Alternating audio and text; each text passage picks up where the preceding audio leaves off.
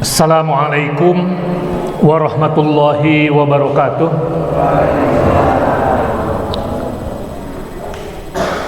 Alhamdulillah, nahmaduhu wa nasta'inuhu wa nastaghfiruh wa na'udzu billahi min shururi anfusina wa min sayyiati a'malina. May yahdihillahu fala mudhillalah wa may yudlilhu fala hadiyalah. Asyhadu an la ilaha illallah wahdahu la syarikalah wa asyhadu anna Muhammadan abduhu wa rasuluh. Allahumma shalli wa sallim wa barik ala Muhammadin wa ala alihi wa sahbihi ajma'in. Amma ba'du.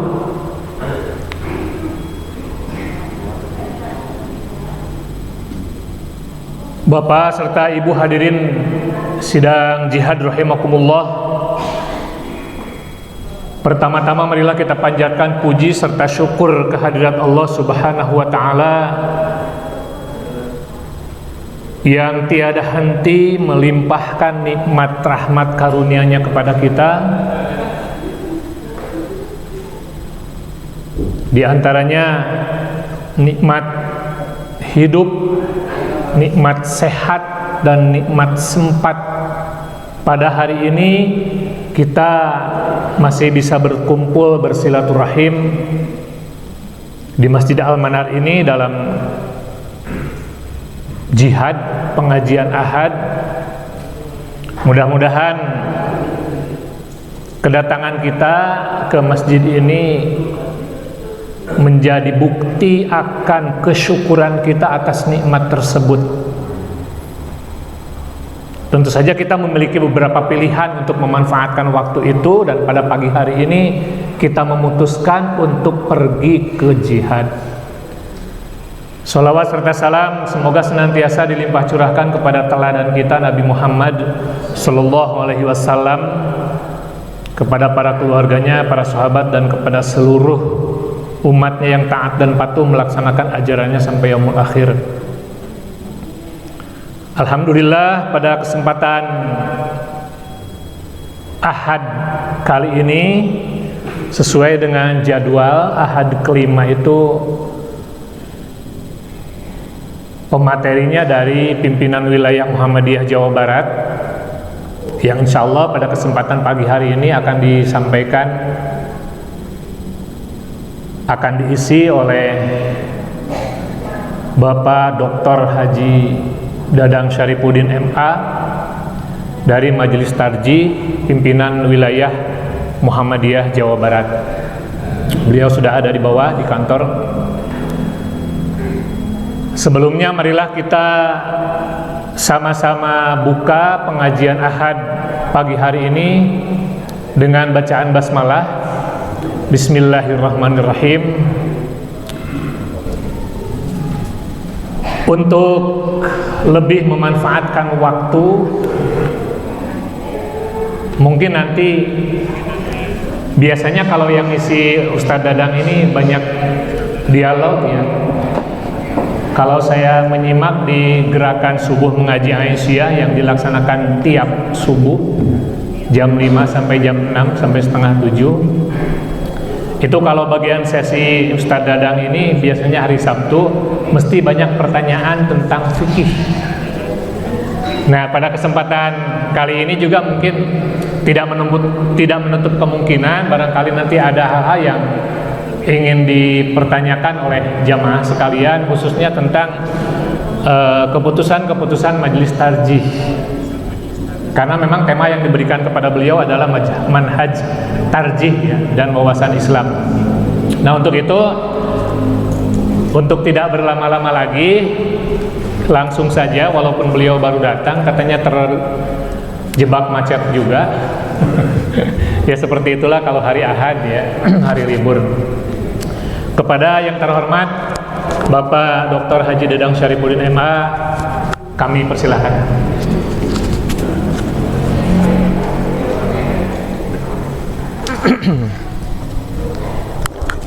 Oke.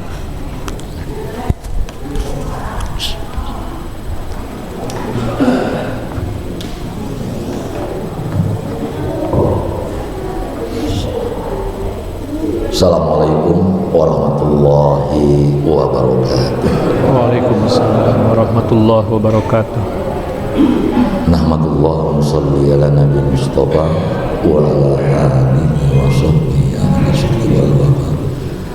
Asyhadu an la ilaha illallah wahdahu la syarikalah wa asyhadu anna Muhammadan abduhu wa rasuluhu alladzi la nabiyya ba'dahu. Raditu billahi rabba wa bil islam dina wa bi Muhammadin nabiyya wa rasulah, amma ba'd. Faqala ta'ala bil Qur'anil Karim, a'udzu billahi minasyaitonir rajim, wala tahinu wala tahzanu wa antumul a'launa in kuntum mu'minin. Sallallahu alaihi wasallam. Ibu-ibu bapak jamaah pengajian Ahad pagi yang saya hormati, syukur alhamdulillah kita panjatkan Allah Subhanahu wa taala atas limpahan rahmat dan karunia-Nya pada kita semua, sehingga pada pagi ini kita sama-sama bisa bertemu, bersilaturahim, bahkan secara offline. Kalau di Bandung masih jarang-jarang kegiatan offline,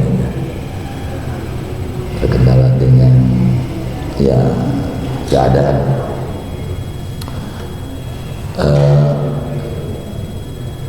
Islam ya, entah itu menyangkut aspek keyakinan, sering disebut masalah i'tiqadiyah atau akidah.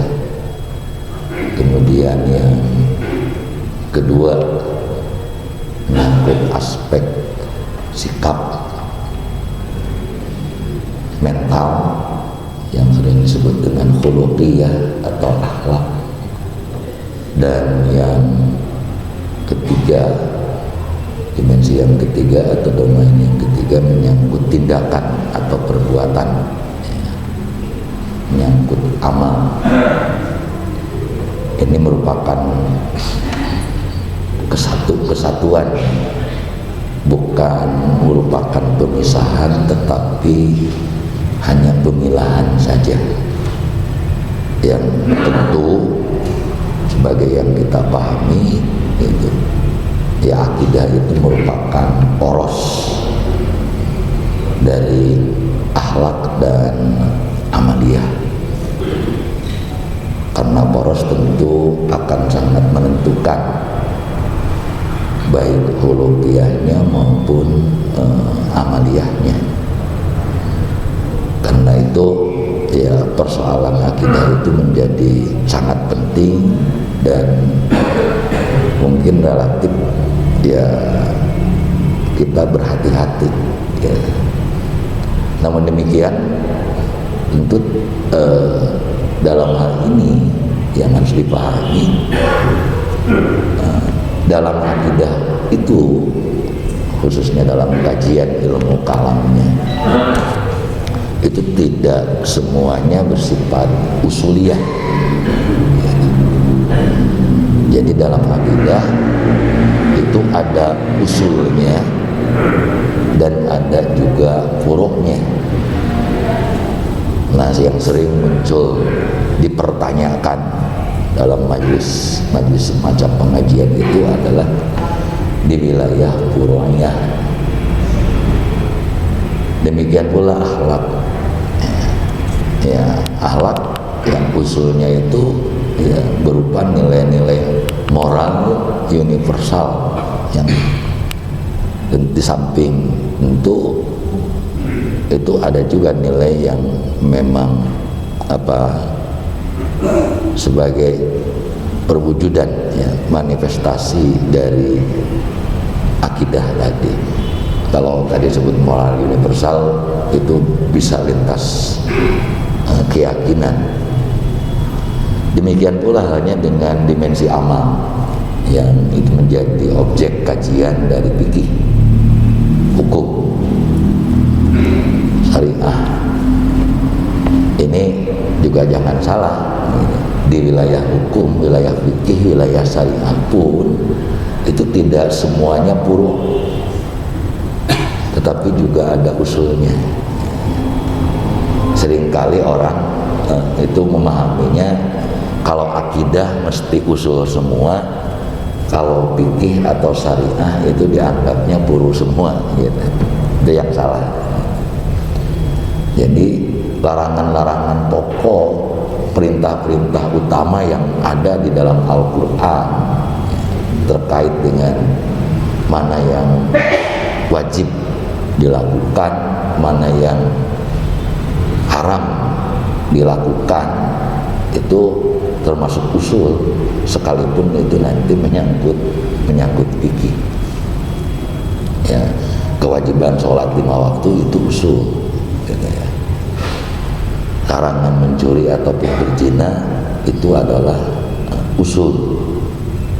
Nah, di masing-masing usul itulah tadi selanjutnya ada wilayah-wilayah yang sifatnya furu'iyah, yang karena furu'iyahnya itu menjadi ya wilayah yang sifatnya ya khilafiyah, adanya perbedaan dan adanya keragaman. Nah, tentu pemahamannya dalam hal ini ya, yang usul itu merupakan prinsip-prinsip yang harus dipertahankan, sementara yang furu-furu baik itu di wilayah akidah, ya, akhlak maupun juga di wilayah fikih, yang usul-usul itu ya harus menjadi prinsip yang harus tetap ada, yang mungkin hampir-hampir tidak ada toleransi di situ, ya, tidak mengenal toleransi. Tetapi kalau di wilayah furu, sekalipun itu masalah akidah, ya di sini ya kita harus relatif terbuka, ya, inklusif, tidak semudah, ya, tidak gampang menghukumi orang lain ini ketika dalam hal-hal furu'iyahnya ini berbeda. Nah, kita yang Muhammadiyah ini ya dengan manhajnya tersendiri, baik dalam masalah akidah maupun juga furu'iyah, lebih-lebih dalam masalah fikih, itu kita memiliki prinsip-prinsip, memiliki metode dan pendekatan, ada metodologinya. Itulah yang tadi oleh Ustaz Ade disebut dengan manhaj tarjih. Dan ini ya sepanjang yang saya lakukan memang terus-menerus disosialisasikan agar tidak hanya mereka yang disebut dengan Ustadz Tarjih, tapi pimpinan yang lain bahkan juga warga tidak hanya tahu produknya, tetapi juga harus paham, harus ngerti lah, bukan ahli, ya. Harus ngerti gitu. Itu proses kenapa produknya seperti itu, ada ramuannya, ada metodologinya, sehingga kalau sekali waktu itu sebut saja harus berubah dalam produk dan kemasan, sesungguhnya metodologi dan manhajnya bisa jadi masih itu juga tidak ada perubahan. Nah itu jadi apakah itu pertanyaan ataupun sebut saja perdebatan, ya seringkali tadi itu terjadinya di wilayah furu. Hanya furu itu tidak hanya masalah fikih saja, termasuk masalah akidah, bahwa Allah itu satu. Nah ini usul gitu. Tapi bagaimana satunya Allah, nah, itu masing-masing mazhab aliran kalam itu berbeda-beda, ya. Atau ada perbedaan untuk menunjukkan, untuk memastikan keesaannya itu, dari mulai yang menolak al-mu'attilah, menolak bahwa Allah itu bersifat, artinya tidak memiliki sifat, sampai ada yang Allah itu disifati ya, dengan sifat-sifat ya makhluk.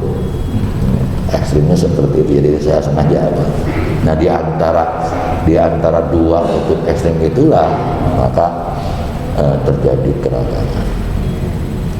Ya, belum lagi nanti dalam membangun, dalam merumuskan ya, puru-puru tadi itu masing-masing memiliki prinsip dan metodologinya. Sebut saja masing-masing memiliki manhajnya pula. Ada doktrin-doktrin tertentu yang dengan prinsip-prinsip itu nanti ya di wilayah puru itu menjadi beda. Semacam kenapa kemudian Mu'tazilah itu sampai menolak gitu, atau tidak mengakui, tidak menerima kalau Allah itu disebutkan bersifat, itu demi mempertahankan prinsip tauhid yang ia paham, apa yang mereka pahami. Sebab bagi mereka ya, ketika Allah itu dikatakan bersifat, maka tauhidnya menjadi tidak tauhid yang sebenar-benarnya. Sebab akhirnya nanti ada zat dan ada sifat. Nah, ketika ditanya zat Allah duluan atau sifat Allah ya, ketika dijawab zatnya dulu baru kemudian sifat, itu masa iya katanya Allah sang pencipta yang qadim itu malah disifati dengan sifat-sifat yang baru yang muncul belakangan. Tapi ketika disebut ya zat dan sifat itu ya sudah ada sejak ajali gitu, kata mereka ya nggak bisa gitu. Kalau ada dua ajali ta'addudul qudama ya berarti ya tidak tauhid, tidak esa, tidak ahad. Jadi dari prinsip ini gitu. Nah kemudian ya nanti menyangkut pendalilan, sebab serasionalnya aliran kalam berbeda dengan filsafat. Berpikir kalam itu ya harus bertolak dari ayat, harus merujuk dari ayat apa yang menjadi prinsip dan doktrinnya itu. Dan juga setelah sebut saja terformulasikan, itu juga harus kemudian direfleksikan juga kepada ayat. Apakah hasil formulasi itu ada apa relevansi dengan ketentuan ayat Quran itu. Karena itu juga pula ya untuk mempertahankan ketauhidan ini gitu, Mu'tazilah ini ya menolak hadis, ya menolak hadis sebagai dasar dalam penetapan pokok-pokok kepercayaan. Karena itu Mu'tazilah ini disebut ahlu bid'ah. Ahlu bid'ah bukan pada menyangkut persoalan fikih, tetapi ya doktrin keyakinan seperti itu dianggap ya doktrin yang baru gitu, yang tidak dikenal pada masa sebelumnya, pada masa tabi'in maupun pada masanya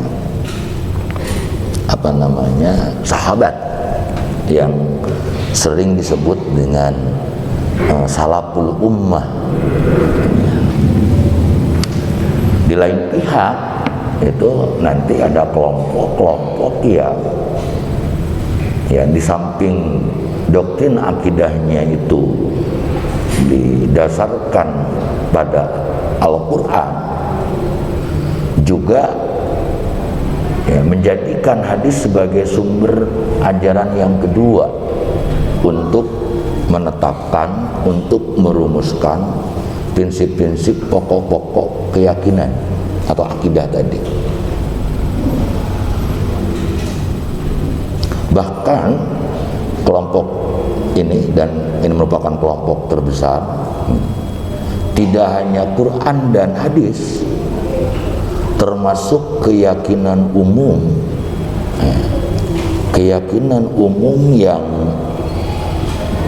berkembang di generasi salaf tadi, sahabat ataupun tabi'in, itu termasuk dijadikan sebagai dasar dalam menyusun, merumuskan doktrin-doktrin keyakinannya itu. Kelompok inilah yang kemudian disebut dengan ahlu sunnah. Jadi ahlu sunnah itu tidak ada hubungan dalam konteks teologi, ilmu kalam, itu tidak ada hubungannya dengan amaliyah keseharian.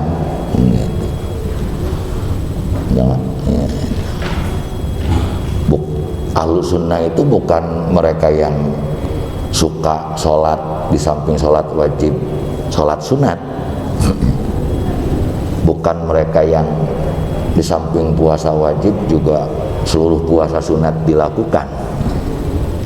Tapi ahlu sunnah itu tadi aliran kalam yang doktrin-doktrin kalamnya, doktrin-doktrin akidahnya, pokok-pokok ajaran, pokok-pokok keyakinannya itu di samping didasarkan kepada Al-Quran, juga Al-Hadis, dan yang ketiga tadi itu sebut saja kalau pakai istilah fikih ijma, kesepakatan terkait dengan keyakinan sebagaimana yang tumbuh berkembang di generasi awal. Nah, yang seperti ini tidak hanya satu aliran, tidak hanya ada satu sekte. Ini ada 3 sekte. Yang pertama itu Asy'ariyah, yang didirikan oleh Imam Abul Hasan Al-Asy'ari, yang kebetulan pengikutnya paling banyaknya itu di Indonesia ini.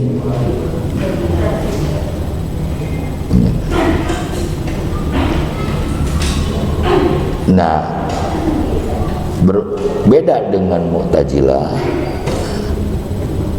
di mana Mu'tazilah menolak sifat-sifat Allah, maka yang namanya Asy'ariyah ini justru meyakini, mengakui sifat-sifat Allah. Bahkan sampai ada puluhan, kalau diinventarisasi 20 sifat Allah yang dibagi-bagi gitu. Perbedaan yang kedua, selain tadi mengenai sifat, dan ini memang kantor Mu'tazilah, sebab Abul Hasan Al-Asy'ari itu sebelumnya adalah jurekamnya Mu'tazilah. Jadi sejak lahir, anak-anak, remaja, dewasa, itu dia tuh Mu'tazilah. Setelah usia 40 tahun keluar dari Mu'tazilah dan mendirikan aliran tersendiri. Makanya alirannya disebut dengan Asy'ariyah. Kenapa demikian? Karena ya ayah tiri Abul Hasan Asy'ari itu adalah Al-Jubai. Itu seorang tokoh besar Mu'tazilah.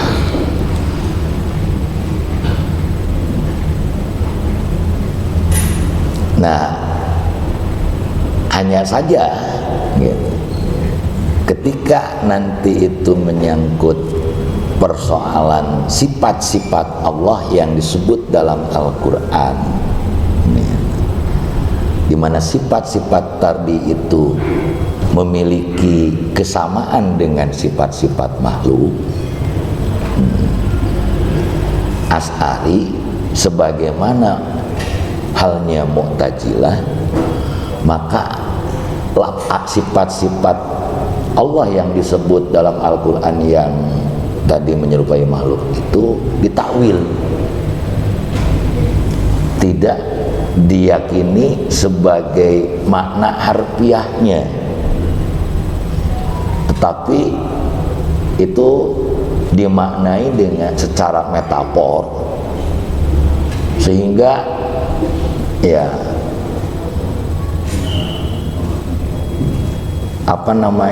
terhindar dari pemahaman, dari keyakinan yang ya dikhawatirkan bisa menyimpang.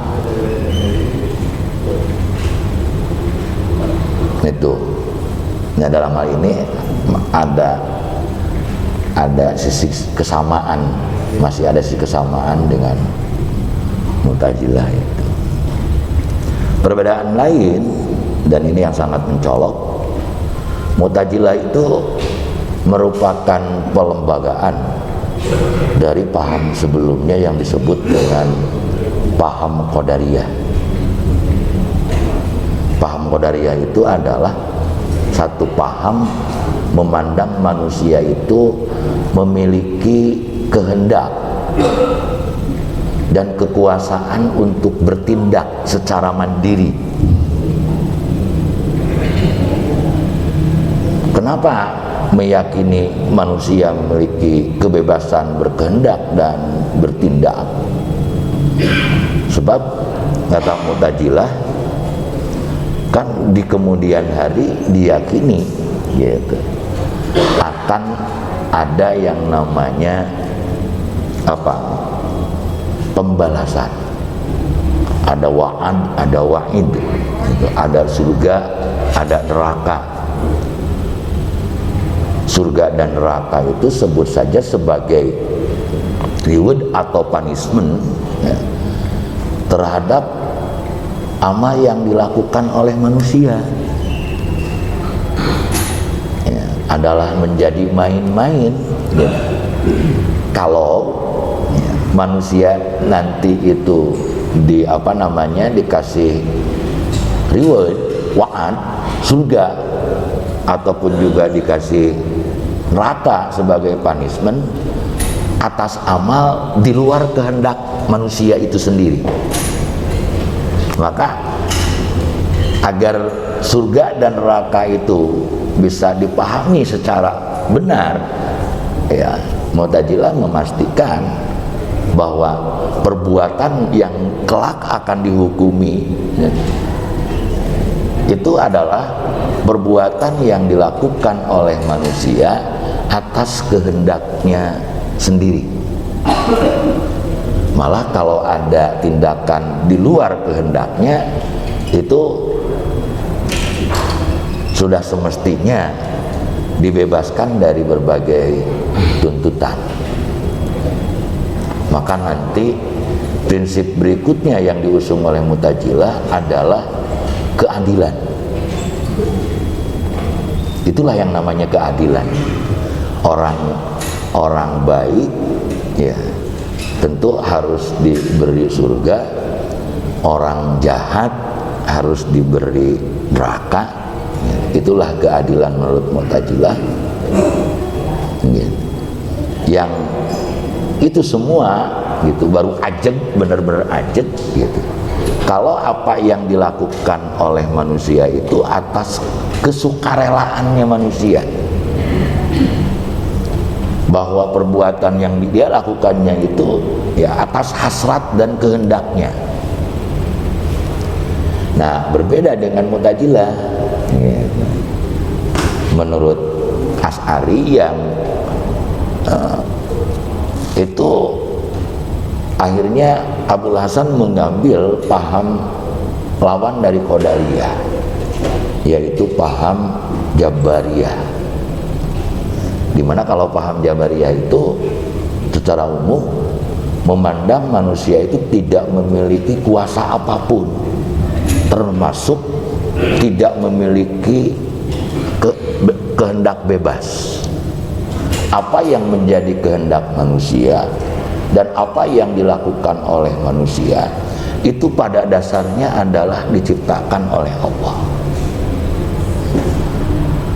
Ya, sampai dalam ungkapan pribahasa Sunda itu ya, manusia ibarat jelema mah ibarat hirup teh dharma wawayangan, usik diusikeun, malik dimalikeun.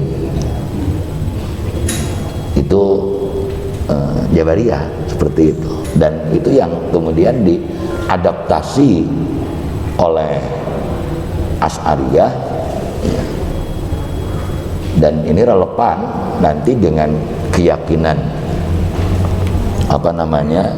Ahlus Sunnah secara umum terkait nanti dengan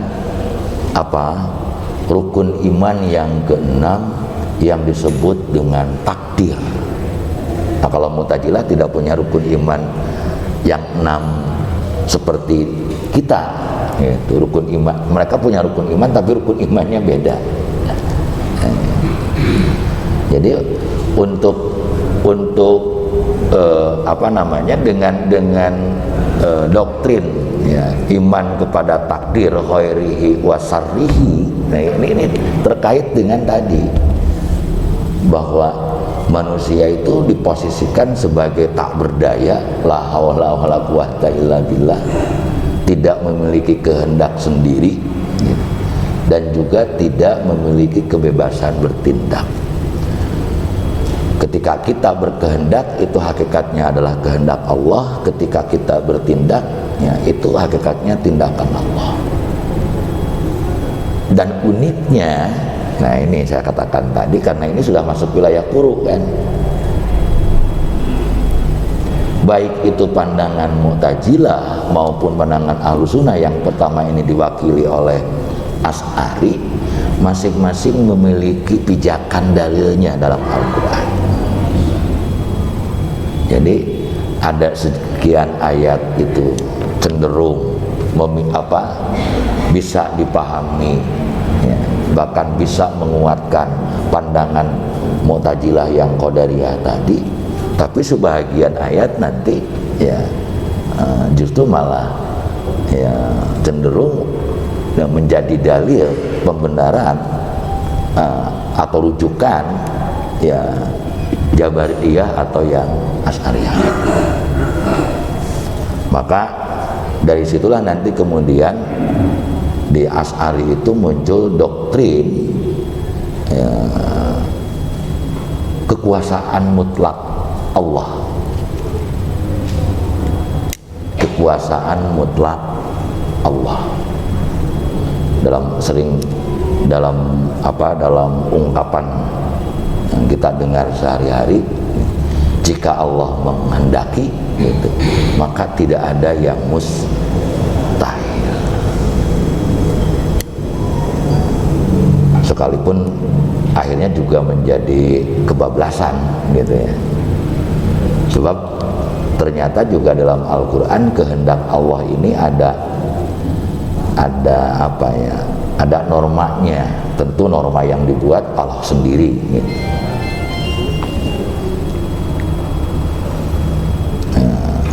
Dulu sempat dibahas ya kaitan dengan kehendak Allah yang dalam Al-Quran itu ternyata itu kehendak Allah itu diungkapkan dalam dua kosakata yang berbeda. Ada irodah, ada masyiah. Kalau irodah ini umumnya dalam Al-Quran itu menyangkut takwiniyah, menyangkut kreasi penciptaan. Ya. Tidak aradallahu say'an ayyakula lahu kum fayakun. Itu kaitannya dengan penciptaan. Sementara kalau masyiah, sa'a, bukan masyiah, itu masyiah. Beda juga ma'isah lain. Ini kalau ma'isah kehidupan, ini masyiah dari sa'a yasa'u. Masyiatan. Ungkapan yang biasa disebut oleh kita insya Allah. Dalam Al-Quran itu yaghfir mayyasa yu'adibu mayyasa. Ini kehendak terkait dengan ya moralitas manusia yang ternyata implementasinya berbeda. Ya, seperti itu. Jadi masing-masing berpijak pada dalil yang kenapa kemudian perdebatannya panjang bahkan tidak selesai, karena memang sulit untuk dikompromikan. Jadi ya ini doktrin kekuasaan mutlak Allah itu yang diusung oleh Asy'ari ini nanti berhadapan-hadapan dengan doktrin keadilan. Gitu. Keadilan yang diusung oleh Mu'tazilah. Jadi kalau Mu'tazilah itu sebetulnya gitu, mereka tidak menamakan dirinya sebagai Mu'tazilah. Jadi Mu'tazilah itu adalah sebutan umum yang anti. Mereka sendiri menamakannya sebagai ahlul adli wat tauhid, atau dibalik ahlul tauhid wal adli. Jadi tadi doktrin kepercayaan, keyakinan bahwa Allah berkuasa secara mutlak itu nanti mengasumsikan kuasa bagi Allah memasukkan orang baik ke neraka, atau sebaliknya memasukkan orang jahat ke surga. Jadi ekstrimnya seperti itu asalnya. Nah, ketika ditentang, wah kalau begitu nggak adil, masa iya gitu, riwayat ganjaran atau wa'ad sampai bisa dikasihkan kepada yang jahat, atau juga sebaliknya. Maka Asy'ari membuat definisi adil sebagaimana yang Bapak Ibu sering ungkapkan, wad'u say'in bi mahallihi. Jadi itu keadilan dalam terminologi ilmu kalam. Tidak pas kalau itu kemudian diimplementasikan di wilayah tindakan. Sampai kemudian biasanya mubalik menceritakan ya menyimpan memakai peci di kepala sekalipun harganya murah, hanya ratusan ribu, ya, memakai sepatu di kaki, itu namanya adil katanya. Ya, sesungguhnya itu salah implementasi. Jadi kenapa adil dalam konteks teologi ini diartikan wad say'in bi mahalli gitu. Kata Asy'ari, ya, manusia adalah ciptaan Allah, perbuatannya juga adalah ciptaan Allah, surga dan neraka juga ciptaan Allah. Karena surga dan neraka ciptaan Allah, ini tempat meletakkan manusia yang tadi yang jahat sekalipun masuk ke surga itu ditempatkan pada tempat Allah sendiri, itu punyanya Allah gitu. Muncul Ustaz Ade mah boga kompor-kompor sorangan nek disimpen di mana cuma urang gitu. Seperti itu konsep adalahnya itu. Itu bukan menyangkut keadilan hukum ya. Kalau Kalau Mu'tazilah tidak membedakan, pokoknya yang namanya keadilan itu ya mau keadilan dalam hukum, mau keadilan dalam teologi, ya apa itu? Ya i'ta'u syai'in li mustahiqih, gitu. Memberikan sesuatu kepada yang berhaknya. Ya termasuk tadi memberikan surga pahala kepada orang beriman dan beramal soleh, gitu. Memberikan siksa ya, dan ancaman neraka itu kepada orang ya, itu puru'iyah itu sebetulnya. Nah, tapi puru'iyahnya tadi di wilayah akidah memang punya konsekuensinya tidak seringan seenteng puru'iyah di dalam masalah fikih, gitu. Ya kan Nabi dalam sebuah hadis juga menyebutkan, gitu, yang paling aku khawatirkan itu inna akhwafa ma akhafu ala ummati, itu apa? As-sirkal asghar, syirik kecil. Tetapi sekalipun sebutannya syirik kecil, jangan kemudian itu disepelekan, Pak, Ibu. Kenapa? Sebab yang namanya syirik itu inna syirka ladulmun adi. Jadi paling letik tinupang badagna. Apa itu? Ya sifat-sifat moralitas yang buruk, gitu. Merasa besar, tinggi hati, sombong, gitu kan. Yang itu merupakan pakaian atau sifat yang hanya Allah berhak untuk memakainya, gitu. Sementara itu muncul dalam diri kita ria, sum'ah dan sebagainya lah, yang saya sebutnya itu syiriknya syirik sosial, gitu. Bukan syirik teologis dalam arti yakin kepada Allah tetapi juga yakin kepada kekuatan gaib dari selain Allah, itu teologis ya. Tapi kalau ini syirik sosial, dalam keyakinan yang dihafalkan hanya Allah lah yang maha besar, tetapi sewaktu-waktu kadang, gitu, kita sendiri merasa besar. Dan tadi betul itu syirik paling kecil. Kenapa kecil? Karena tidak ada ritualnya. Kalau syirik di sini ada ritualnya, bahkan ada sesajennya, gitu. Ada waktu dan tempatnya, gitu, nggak bisa. Tapi kalau yang syirik kecil ini ya tadi, tapi itu dia, gitu. Sekalipun kecil, yang namanya syirik itu inna syirka ladulmun adim. Bahkan akhirnya mendegradasi nilai-nilai kemanusiaan, Mbak. Ya. Tapi juga jangan salah, gitu. Itu tidak hanya jangan dipahami begini, wah Pak, kalau sombong itu dosa, gitu. Kalau minder berarti berpahala. Sama-sama dosa. Kan rugi, Pak. Sudah minder dosa. Dosa wajar, gitu. Kenapa? Gitu. Kenapa minder itu pun menjadi dosa? Makanya harus percaya diri, gitu. Sebab orang minder itu artinya orang memandang ada orang lain, bahkan ada banyak orang yang posisinya tuh di atas dirinya.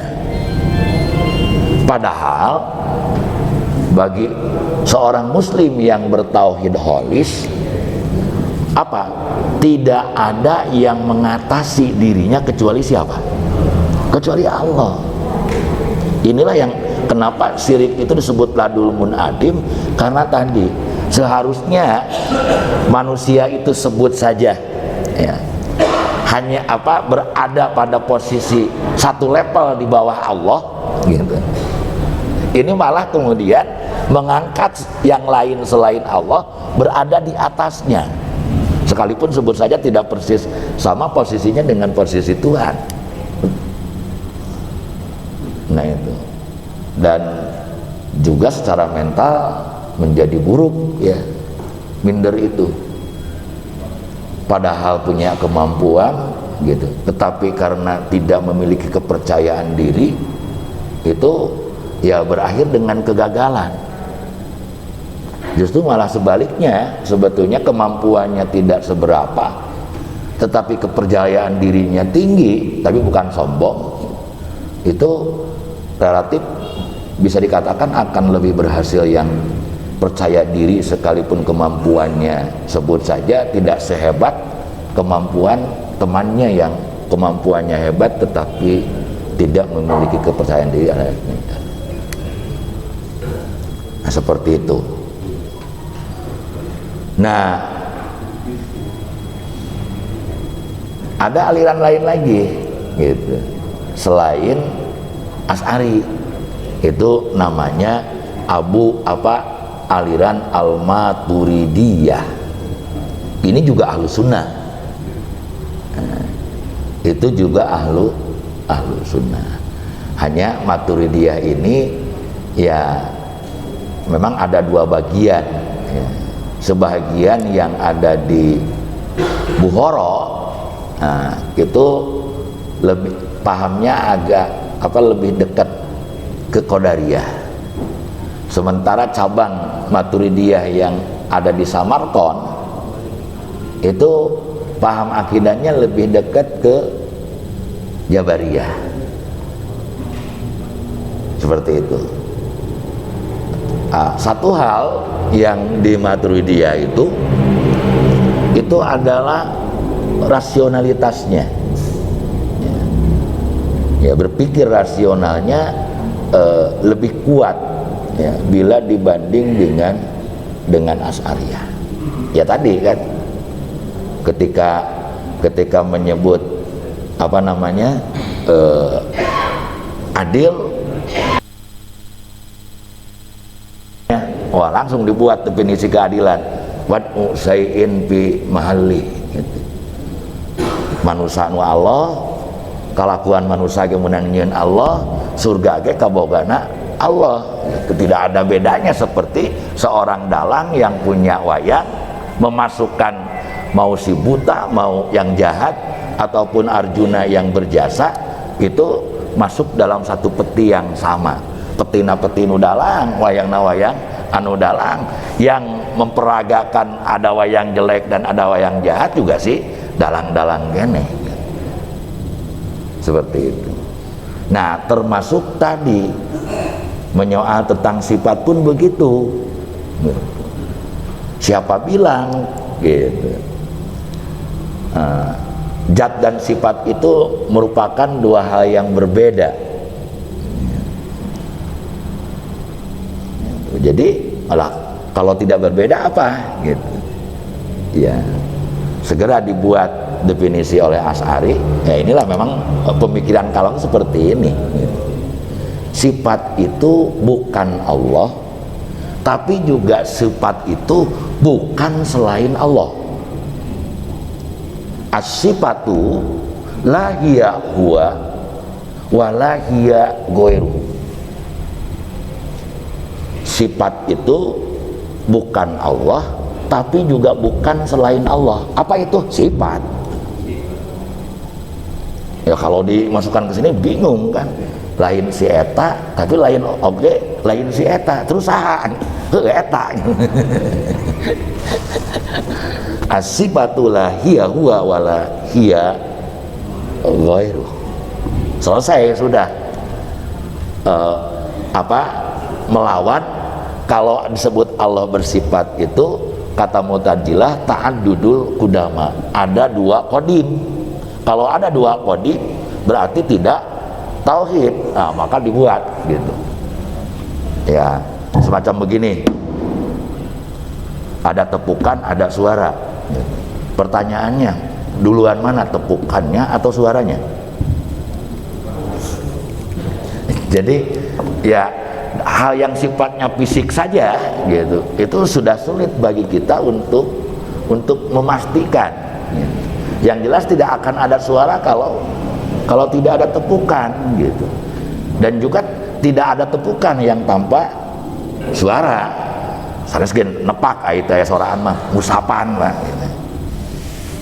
Kurang lebih seperti itu. Ya, Logika-logika ini seperti itu. Makanya dalam ilmu kalam itu di samping dalil nakli juga dalil aklinya kuat. Dan ini sebenarnya ya ini aja lah biar nggak bosen itu tadi Ustaz Ade karena pikir terus. Memang di Muhammadiyah itu menghindari pembicaraan ini, perdebatan tentang ini gitu. Uraiannya tidak dibuat panjang lebar ya, seperti kitab iman di dalam HPT itu. Lebih baik Muhammadiyah itu energinya gitu, waktunya, perhatiannya gitu, daripada mendiskusikan sesuatu yang tidak pernah tuntas sejak dulu, itu diarahkan kepada hal-hal yang lebih produktif gitu. Makanya ada yang juga bilang Muhammadiyah itu teologinya teologi amal soleh katanya, bukan teologi yang memperdebatkan adu logika yang dialektika itu gitu, dialektis gitu. Seperti itu. Nah, kembali tadi ke Maturidi. Apa bedanya sih Maturidi gitu? Ini nanti menyoal tentang masalah baik buruk dari sebuah perbuatan, di mana kalau Asy'ari itu punya pandangan baik buruk itu merupakan sifat yang datang belakangan atas satu perbuatan. Jadi perbuatan dulu ada, baru kemudian sifat baik dan sifat buruk dari perbuatan itu. Sebaliknya kalau menurut Mu'tazilah, antara perbuatan dengan sifatnya baik dan buruk itu menyatu. Jadi sejak semula gitu kalau menurut Mu'tazilah, perbuatan itu perbuatan baik itu seperti itu. Sejak semula menolong, membantu orang lain itu disebut perbuatan baik. Sejak pertama kali adanya orang melakukan atau menolong orang. Demikian juga menganiaya, gitu, memukul, membunuh. Sejak terjadi itu dianggap sebagai atau dihukumi bahwa perbuatan itu sudah buruk.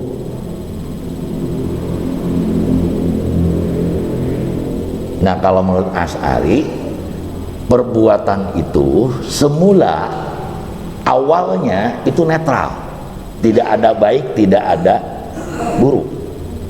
Pertanyaannya,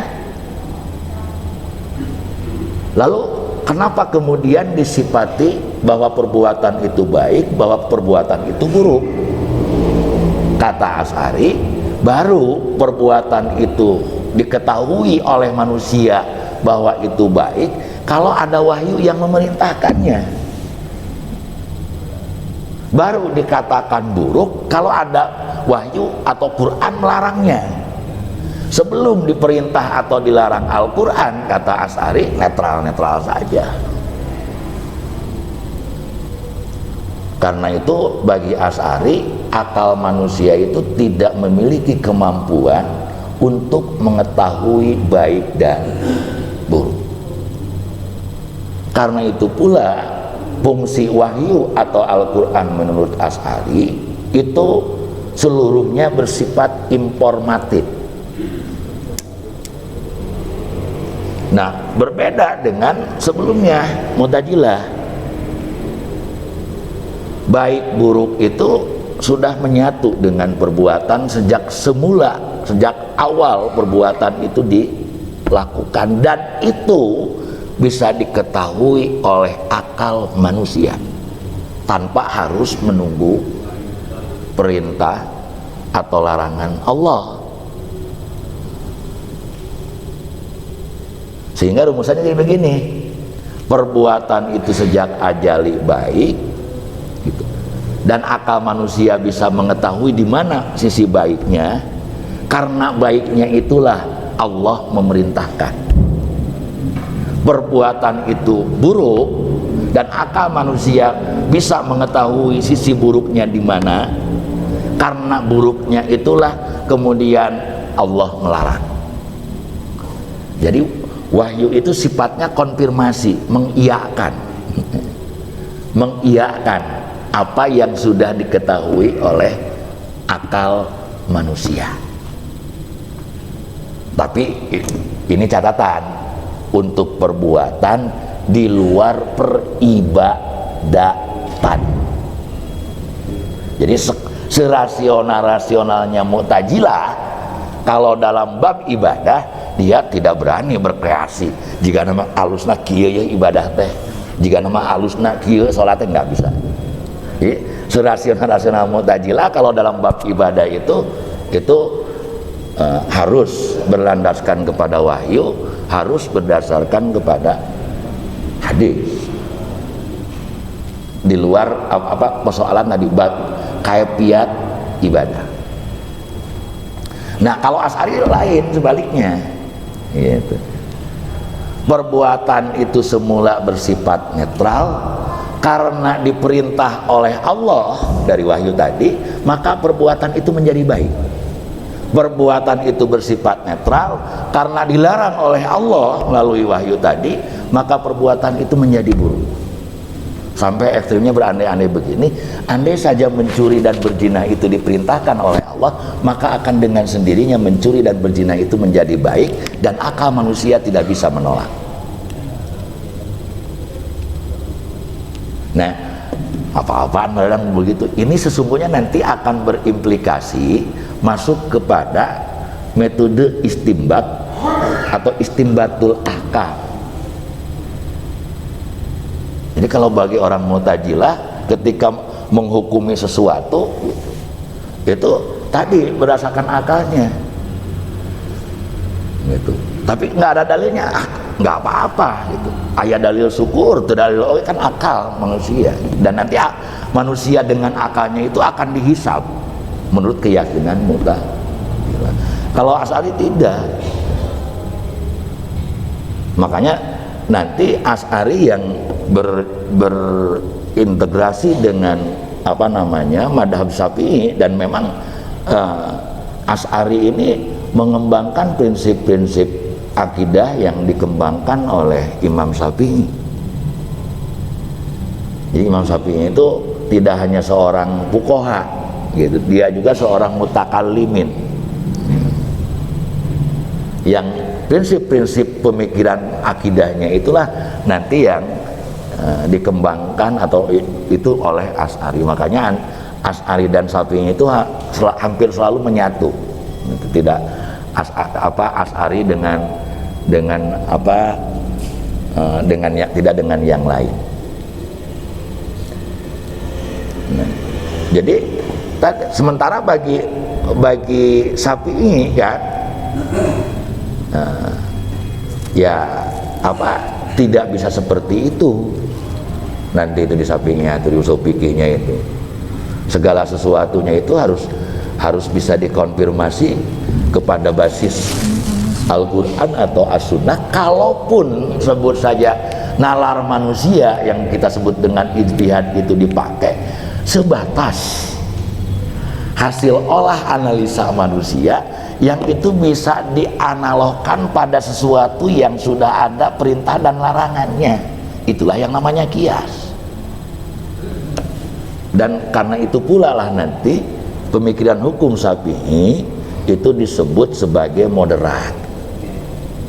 Kenapa moderat? Tidak rasional, lepas dari ketentuan ayat, tetapi juga tidak harfiah literal menolak pemikiran rasional. Itulah kias. Seperti itu.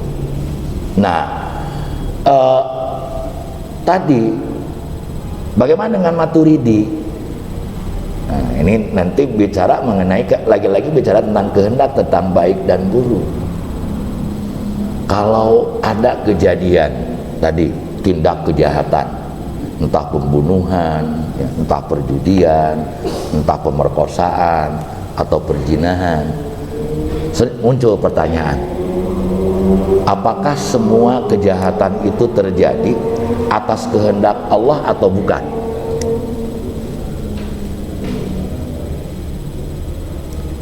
Ya ketika dijawab eta mah padahal bukan kehendak Allah, wah itu secara akidah berbahaya.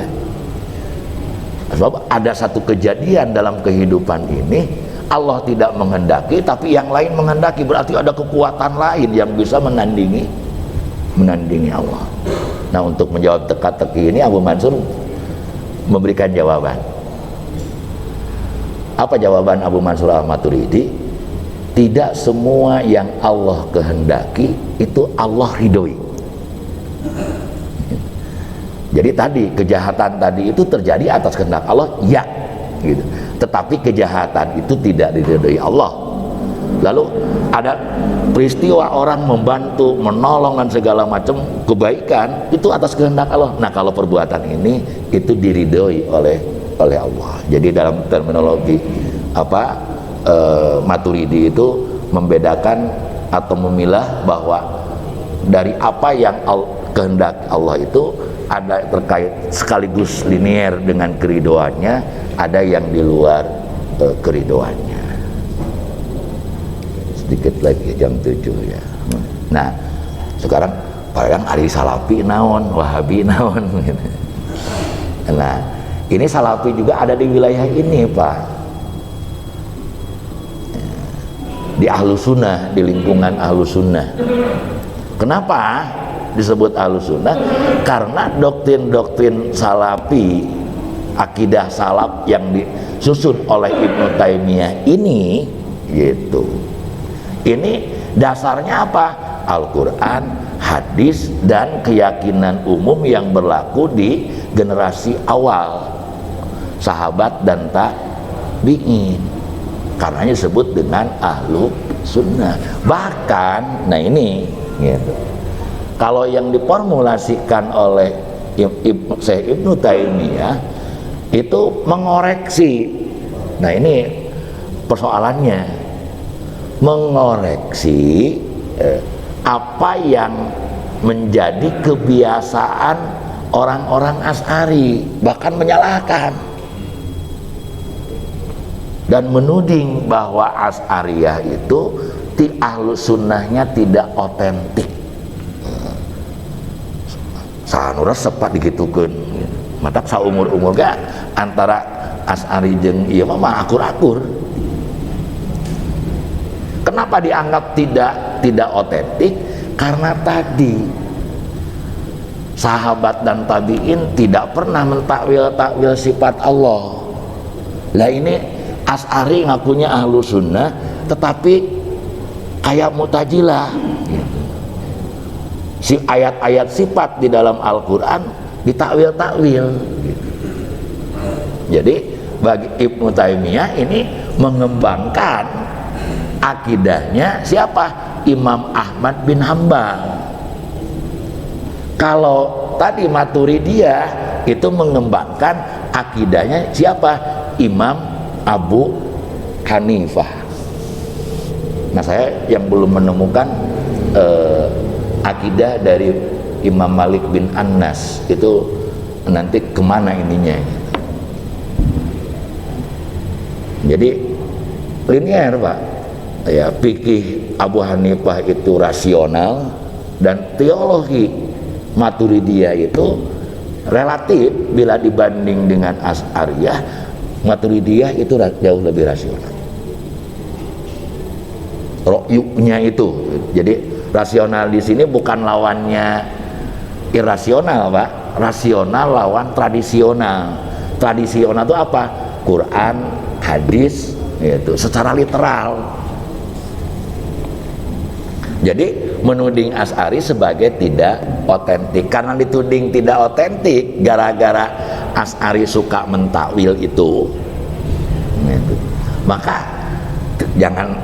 tidak heran kalau kemudian Asy'ari pun balik menuding bahwa akidahnya Ibnu Taimiyah itu akidahnya mujassimah. Kenapa akidahnya mujassimah? Karena meyakini bahwa Allah itu bertangan. Kenapa meyakini Allah bertangan? Kata Allah sendiri, yadullah fawqa aydihim. Hanya kata Ibnu Taimiyah sebagaimana Imam Ahmad, jangan dilanjut dengan pertanyaan bila kaifa. Jangan dilanjut. Pokoknya Allah bertangan, ya bertangan, tangannya gimana teuing gitu. Da cek Allah gitu. Bila kaifa, jangan dilanjut dengan pertanyaan bagaimana. Dan ini tadi ada tokoh namanya Jahum bin Sofwan di sebelumnya, jauh sebelumnya, itu memang meyakini Allah itu bersifat seperti layaknya manusia, punya tangan, punya mulut, karena dalam Al-Quran Allah tersenyum gitu. Ya, punya bokong, punya pantat, karena disebut istiwa gitu.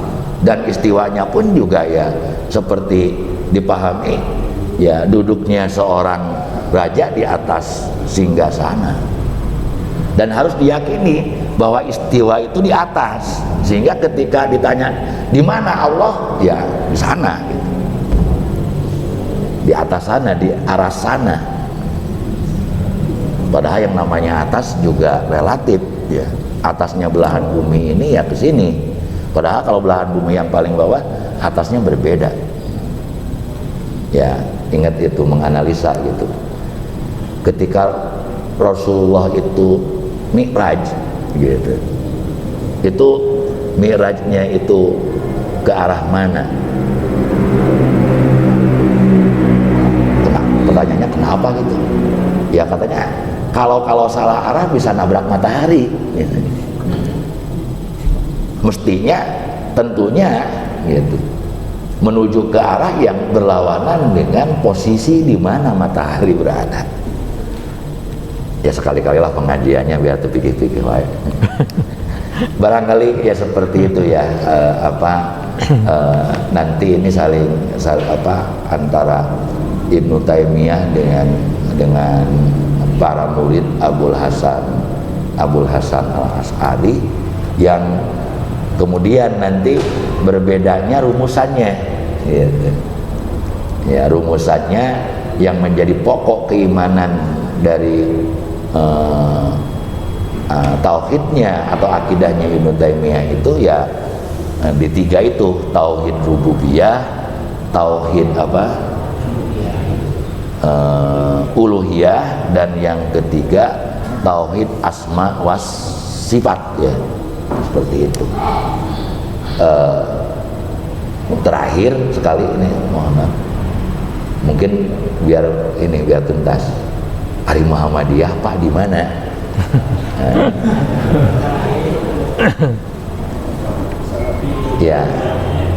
Ya Muhammadiyah kan sudah saya dikatakan, Muhammadiyah itu tidak bermadhab, apakah itu akidah ataupun fikih. Ya, artinya ya bagi Muhammadiyah bebas, sewaktu-waktu akidahnya mirip dengan ini, sewaktu yang lain mirip dengan itu. Wah, berarti Tuhan bukan Tuhan karena punya manhaj tadi. Demikian pula hanya di dalam fikih, tidak terikat ada satu madhab. Terkadang bisa sama dengan Abu Hanifah, bisa sama dengan Malik, bisa dengan Ahmad, apalagi dengan Syafi'i. Namun kalau kita lihat himpunan putusan tadi dalam bab akidah itu bisa dikatakan 80 sampai 90% doktrin atau akidah yang ada dalam HPT itu sama dengan atau mengadaptasi dari akidahnya Asy'ari. Dari akidahnya Asy'ari, dari mulai menyebut Allah sebagai wajibul wujud. Itu istilah wujud itu ya sama di Asy'ari. Sebagaimana pula halnya fikihnya, bisa saya katakan ya 80% fikihnya itu ya mirip fikih Syafi'iyah. Jadi madhab yang lain itu ya kisarannya di 20%. Apalagi di dalam bab pelaksanaan ibadah. Kok kenapa Pak? Gitu. Ya tadi karena manhajnya itu kan mengatakan Al-Quran dan As-Sunnah. As-Sunnah dipahami adalah berupa hadis. Sementara ulama-ulama hadis yang banyak concern, yang banyak concern melakukan penghimpunan, pengkompilasian kitab-kitab hadis, itu umumnya bermadhab Syafi'i. Bukhari Muslim Pak? Iya, Syafi'i, Bukhari Muslim itu madhabnya. Tirmidzi, Nasai, Ibnu Majah, Daruqutni, siapa lagi Pak yang ingat? Pokoknya Bapak yang ingat 90% itu madhabnya Syafi'i. Yang bukan madhab Syafi'inya, yang pertama tentu kitab Muwatta Malik, ya orang bikinan Imam Malik gitu. Yang kedua Musnad Ahmad, itu susunannya Imam Ahmad bin Hambal, imam madhab sendiri. Dan yang kedua, yang selanjutnya adalah Sunan Abi Daud. Nah kalau Sunan Abi Daud itu madhabnya madhab Hambali. Di luar itu yang Bapak kenal dari Kutubus Sittah ataupun Kutubus Tis'ah, selain yang tiga itu adalah madhab Syafi'i. Jadi seperti itu.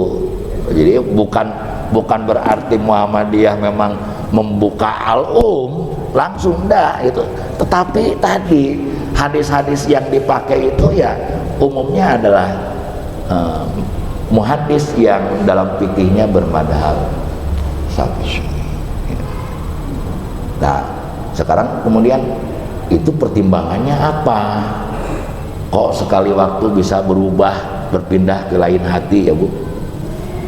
Kayang ngatur asari weh gitu, mengesapi weh gitu. Tapi kenapa sewaktu-waktu pindah ke lain hati, ke lain madhab? Sok udah perlu sebetulnya. Itu kenapa ke madhab itu? Karena satu, ya, dari sisi pendalilan. Jadi diketahui dalil yang menjadi argumen terkait satu masalah itu ada yang lebih kuat, maka yang kuat itulah yang dipakai dengan pendapatnya tentu. Satu. Yang kedua, di samping dalil adalah pendapat mana yang lebih kompatibel, dengan tuntutan dan dinamika kehidupan manusia hari ini. Mana yang kalau itu diimplementasikan akan lebih berdampak positif gitu. Bahkan ketika dalam satu kasus tertentu merujuk ke madhab ini nggak bisa, ke situ nggak bisa, ke sini nggak bisa, Muhammadiyah bisa menetapkan sendiri. Demikian yang bisa saya sampaikan. Ya mudah-mudahan mudah-mudahan membingungkan, mudah-mudahan bisa dipahami, dan ya tadilah sekedar agar tidak jenuh pembahasannya dari fikih dan fikih gitu. Yang juga memang tadi saya sampaikan, memang di Muhammadiyah itu cenderung menghindari ya, diskusi atau kajian-kajian pemikiran kalam seperti yang saya sampaikan tadi, sebab kajian-kajian itu sepanjang ini itu tidak pernah tuntas selesai dengan kesepakatan gitu. Sehingga dari waktu, pikiran, energi itu jauh lebih diorientasikan pada pengamalan, pada implementasi, bukan wilayah. Demikian, lebih kurangnya mohon maaf. Tidak ada yang saya maksud kecuali untuk kebaikan kita semua. Nasrullah wa fathun qarib wa basyiril mu'minin. Assalamualaikum warahmatullahi wabarakatuh. Waalaikumsalam warahmatullahi wabarakatuh.